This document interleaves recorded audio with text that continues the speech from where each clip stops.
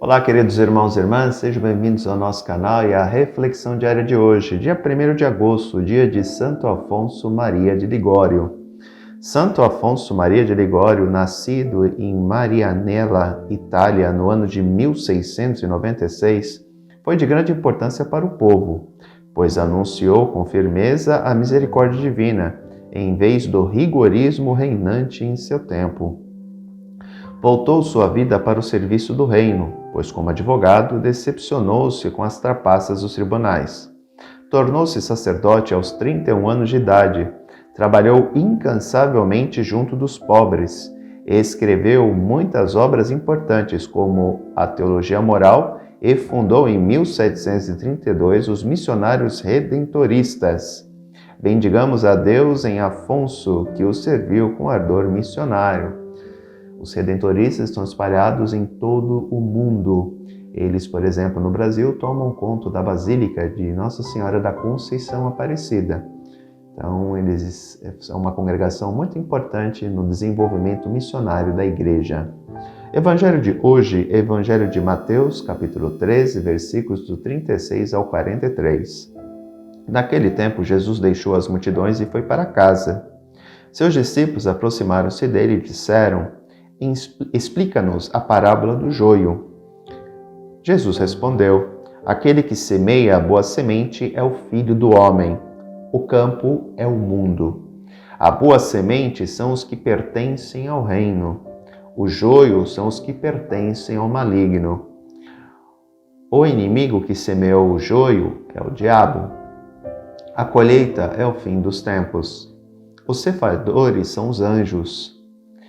Como o joio é recolhido e queimado ao fogo, assim também acontecerá no fim dos tempos. O Filho do Homem enviará os seus anjos, e eles retirarão do seu reino todos os que fazem outros pecar e os que praticam o mal, e depois os lançará na fornalha de fogo. Ali haverá choro e ranger de dentes. Então os justos brilharão como o sol no reino de seu Pai. Quem tem ouvidos, ouça.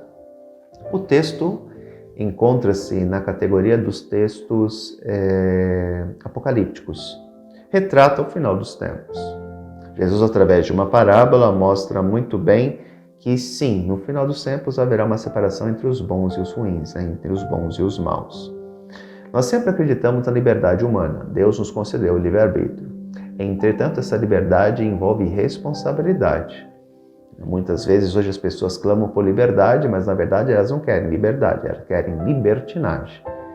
Querem fazer coisas que muitas vezes acabam prejudicando os outros em nome de uma liberdade. Por exemplo, Platão fala da liberdade de expressão. Eu não tenho liberdade para atacar os outros, eu não tenho liberdade para humilhar os outros. Então tem que tomar um certo cuidado com a questão do uso contínuo da palavra liberdade. Eu não tenho liberdade para fazer mal ou causar dano ao outro. A partir do momento que eu vivo em sociedade, eu tenho que ter consciência de que minhas ações afetam os outros.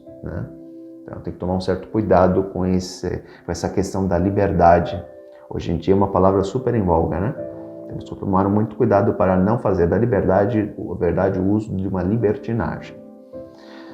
Terminado o tempo da paciência de Deus, haverá o julgamento. Então nós temos que entender sempre que Deus é o Deus do amor e da misericórdia, mas Ele também é o Deus da justiça. Então temos que tomar muito cuidado para não abusar da paciência de Deus, Porque o fim acontecerá. Quando? Não sabemos.